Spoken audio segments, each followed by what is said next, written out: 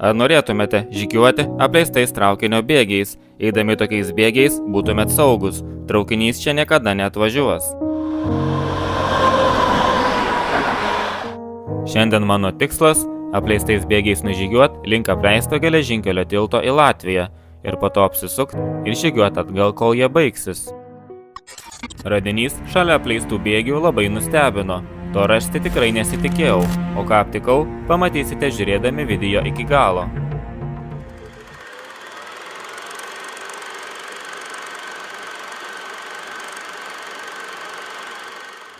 Pradėjau kelionę nuo čia link apleisto tilto. Be to, link šio tilto žygiavo ir Paulius Samoška, tačiau jis žygiavo giliau į Latviją.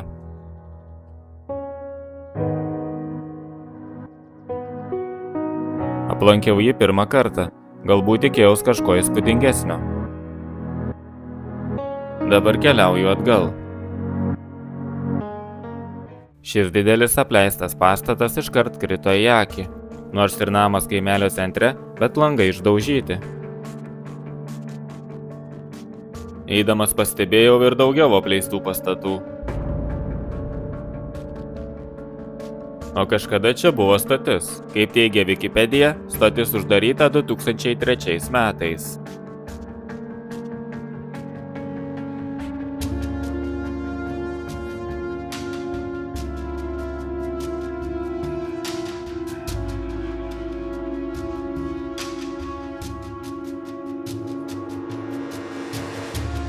Matosi miškas ir gamta, čia jau visiškai dominuoja.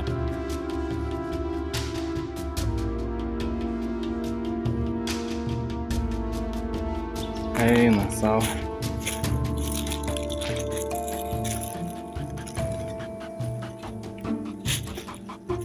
Eidamas pastebėjau kažką panašaus į šulinį.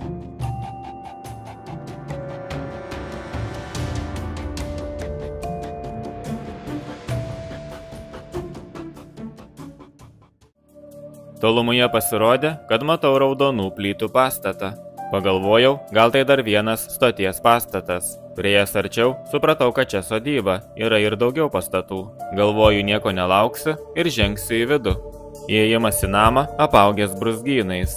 Sunku įsivaizduoti, kiek laiko namas galėtų būti apleistas.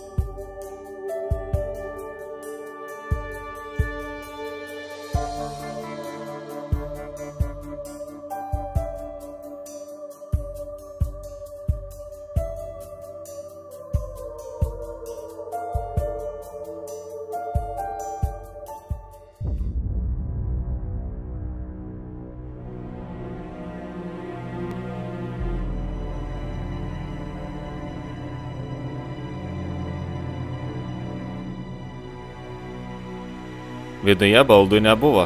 Atmosfera jautėsi nejauki. Nežinau kodėl, bet atkreipiau dėmesį į šį veidrodį. Ir išgirdau kažką, lyg kažkas vaikščiotų viršuje. Pirma mintis, gal koks gyvūnas, arba užklydo toks pat nuotykių ieškotojas. Laiptų nebuvo, tai pagalvojau, kaip čia kažkas galėjo užlipti į viršų. Pamaniau, galbūt pasigirdo, gal vėjas sukėlė tokį garsą.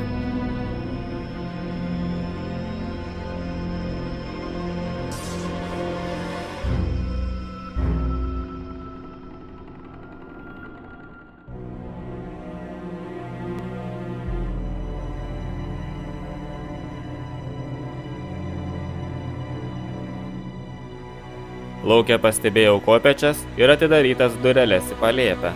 Galbūt čia kažkas tikrai užklydo, tačiau nesiryžau patikrinti, kas ten viršuje. Toks jausmas, kad ten kažkas yra.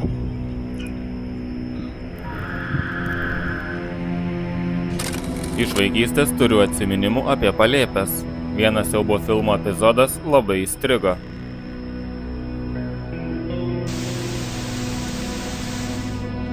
Lipti į apleisto namo palėpę, manau, ne kiekvienas išdrįstų. O kokie jūsų prisiminimai apie palėpes? Gal turite kokią šiurpią istoriją? Galbūt vaikystėje irgi bijojote palėpių? Kad ir kas ten būtų viršuje, šis namas atitinka namus, kurie būdingi siaubo filmams. Jis yra itin nuošalioje vietoje, privažiuoti nėra galimybės. Kelias yra suartas. Gyvos dvasios čia nėra kelių kilometrų spindulių. Kaip pastebėjau, čia ryšys gan prastas. Jei kažkas nutiktų, galbūt būtų sunku išsikviesti pagalbą. Na vienam čia užklysti naktį tikrai būtų iššūkis. Tikrai labai nejauki vieta. O dabar patyrinėsiu kitus pastatus.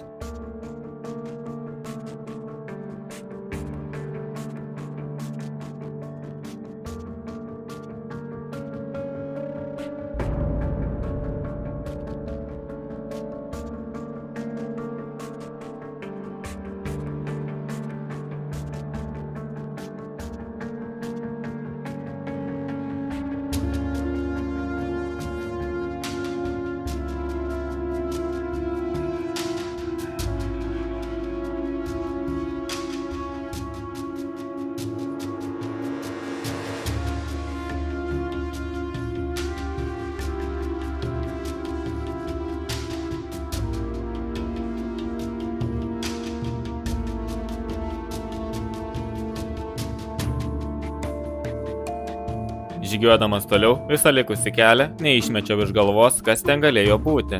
Tikrai šiandien nesitikėjau kažką panašaus surasti. Esu aplankęs nemažai apleistų pastatų, bet šis buvo vienas iš šiurpesnių. Žinau, kad ten dar sugrįšiu. O čia apleistas šviesoforas. Na jau greitai baigsiu savo kelionę geležinkelio bėgiais. Šiandien viskas, ką norėjau parodyti. Ačiū, kad žiūrėjote ir iki kito karto.